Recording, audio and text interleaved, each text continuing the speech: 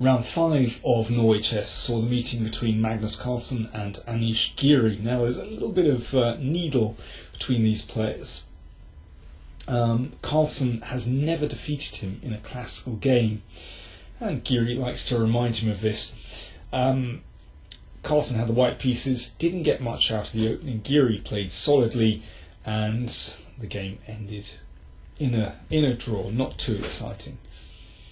For me, the most interesting game of round 5 was Pantala Harikrishna against Li Chao. So Harikrishna with the white pieces. And he plays f3. This is this anti-Grunfeld move. Of course, black can still play d5. But this particular variation is causing black some problems. Has been over the past few years. Li Chao goes into a kind of Benoni King's Indian position. But there is a difference between this variation and the normal Zamish variation. Now, let me do a quick compare and contrast.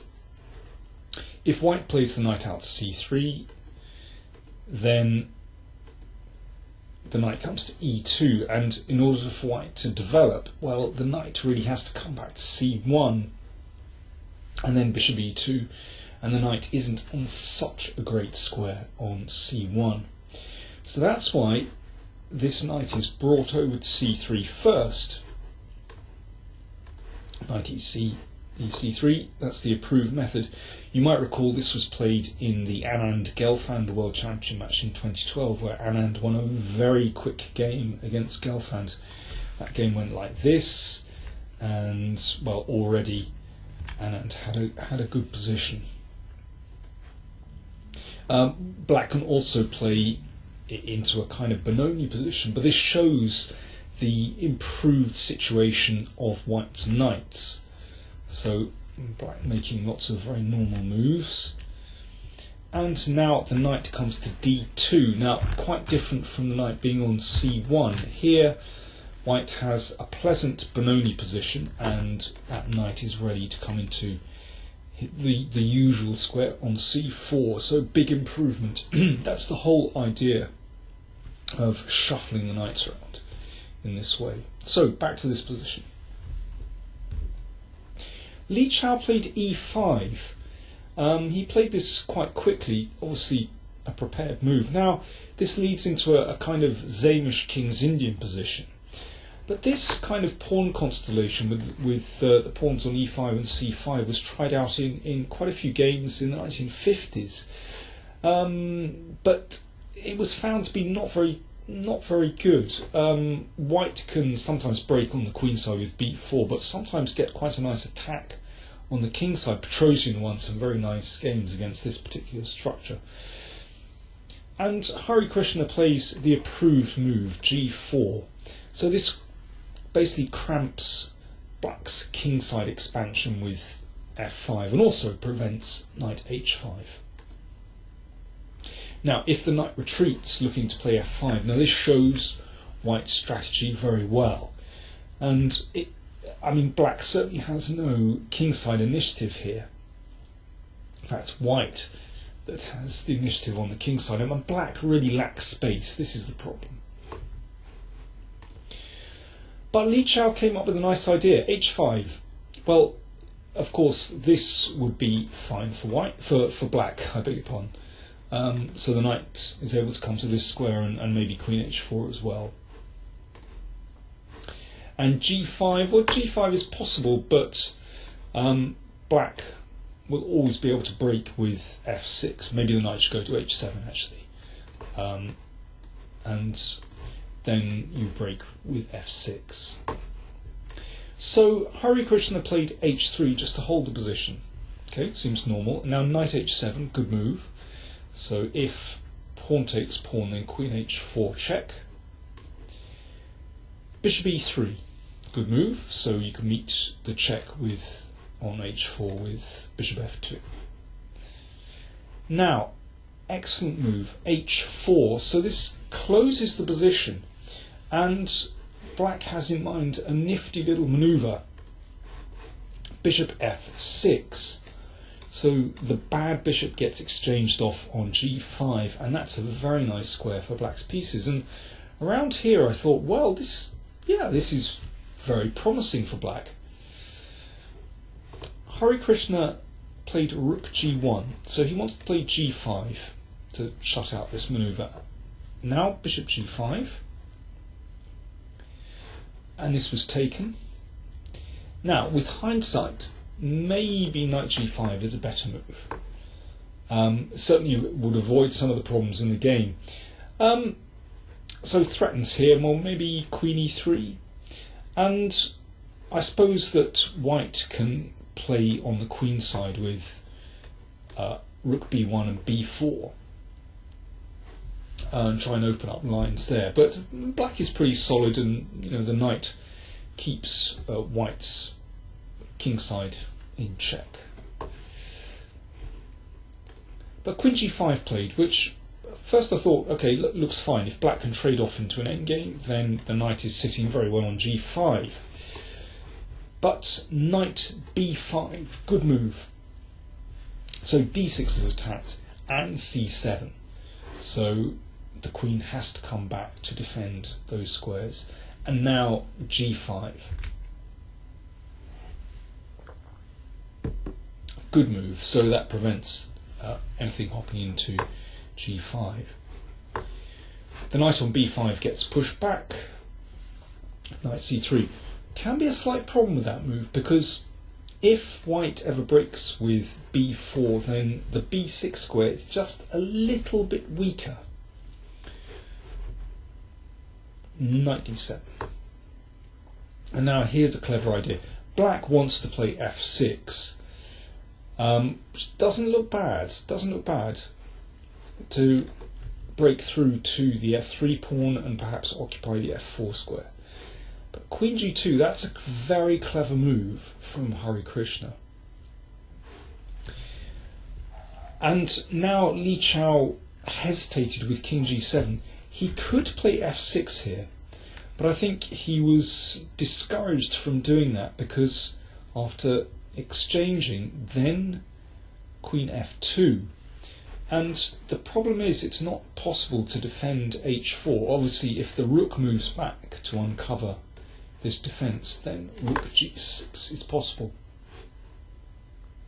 And something like this trade, well, white has the initiative after these exchanges. You're going to be able to build up pressure on the king side. So, king g7, I understand why Li Chao played that, but it gives Harikrishna time for a really nice manoeuvre. Okay, knight d2, that looks normal. Remember, if black doesn't break, then at some point white is going to be able to organise a3, b4. So f6, I think black really needs to do this to give himself some space. So this was exchanged, and now there's a problem. I would like, with black, to play rook f6, and then maybe g5, spin this knight round here, get the knight into f4. If you had 4 moves in a row, that would be the manoeuvre. But the problem is white plays queen g4, and both these pawns are attacked. Well, the rook can't move out of the way, so white picks up the h-pawn. This is the problem. So queen f6. Which is okay, keeps these pawns defended, but you can see that black's heavy pieces here, the queen and the rook, well, they tread on the toes of the knight, so black's manoeuvrability isn't as good in this position. And now Harikrishna comes up with a great idea. Knight d1. Where's that knight heading? e3? Nope. f2. So black is trying to unravel, and now knight d3. Now we're about to see things happen. Black could play g5 here, but Li Chao went for it straight away with b5. Something similar to the game might happen after g5 actually. After b5, castles queenside. This knight is in a great position, covering these squares, as we're about to see, and also looks at c5. That can be important. g5. Now, if black has time to get in knight g6 and knight f4, then white has a problem. But here's Harikrishna's idea. f4, great move. Okay, first of all, can't be taken because of the pin, can't be taken by the g pawn. So e takes f4. And now e5. And this just blows black's position open. If d takes e5, knight e4, wonderful knight. If queen h6, you take on e5. I mean, this is just absolutely crushing already. So queen f5 played, but this is disastrous because now e6. I mean, this is horrible. Black's position is just split in two, and these pieces, which for a moment looked really clever, coming to nice square in f4, now these pieces look absolutely terrible. If the rook moves, then knight e4 hits g5 and hits d6. Already lost. Li Chao threw in f3, but this doesn't really help matters. Could actually, you could take this off and take on f7 already, but queen h2 is even stronger looking at that d6 pawn. So for example, if rook e7, then queen d6 is immediately crushing.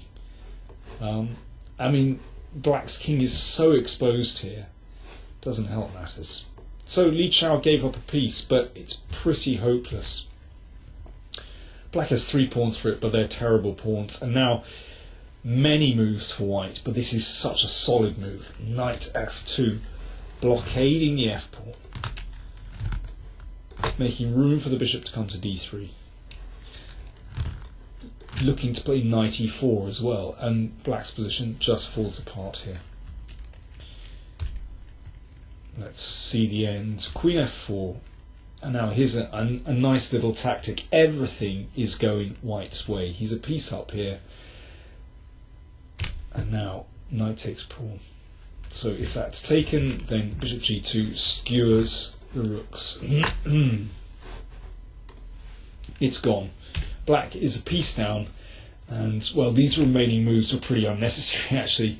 It's so easy because black's pawns are really weak. And now the pieces crash in. And now black's king is in huge trouble as well. I mean, there are many ways to win, but Harikrishna finds something very practical and very simple. We'll just go right through to the end. I mean, it's quite unnecessary really. And now a little simplification. And at this moment, Li Chao decided enough was enough. All black's pawns are dropping, basically. Very nice strategic victory from Harikrishna, and he didn't panic when it looked as though black was about to get this clamp with g5 and knight f4, but found exactly the right lever to open black's position. Good stuff. Okay, so after 5 rounds, Carlsen leads with 3.5. Then we have Kramnik, Vachier-Lagrave and Topalov on 3 out of 5. Topalov defeated Grandelius today. Still really wide open with 4 rounds to go.